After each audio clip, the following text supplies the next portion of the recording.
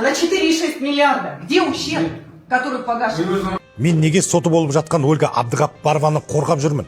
Өйткені бұл әйел рейдерлерге қарсы тұрған жалғыз адам. Өйткені ол миллиардтарды емес, әділетті қорғады. Өйткені заңды иесінің мүлкін қайтармақ болған адам айыпталушы болмау керек. Менің бұған көзім толық жеткен. Бүгін мен бір нәрсені ашық айтам. Бұл іс ұрлық жайлы емес. Бұл іс ақиқатты жаппақ болған жүйе жайлы. Бұл істің басты куәгерлерінің бірі Ғалымжан Анарбеков. Ол сотта бәрін жасырмай айтты. Ольга компанияға келген кезде құрылыс тоқтап тұрған, ақша жоқ, құжат жоқ, смета жоқ, проект бұзылған. Ал миллиардтар күмәнді фирмаларға кетіп біткен. Ал Ольга келген соң не болды? Сатып алушылармен 3 рет жиналыс өткізді, қаржыны жасырмады, құжаттарды қайта қалпына келтіруге кірісті. Құрылысқа қайта жан бітіруге тырысты.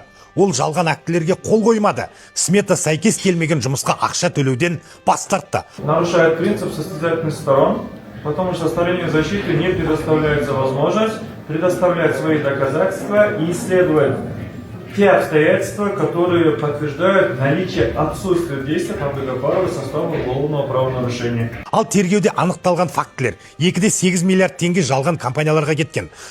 Рейдеры задают вопросы, которые разворовали эту компанию. Так, будете успокоиться?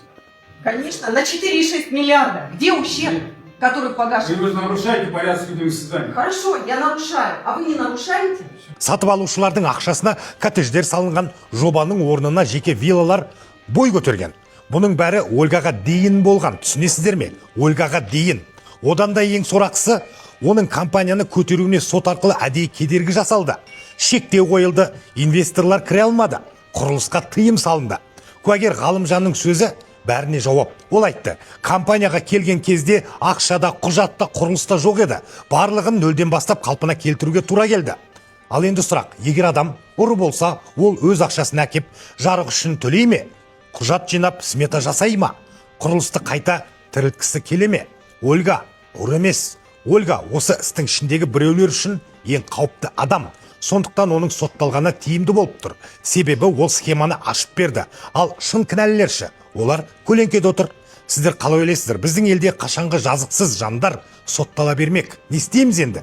Төменде пікір жазып кетіңіздер, және менің парақшама подписка жасауды ұмытпаңыздар.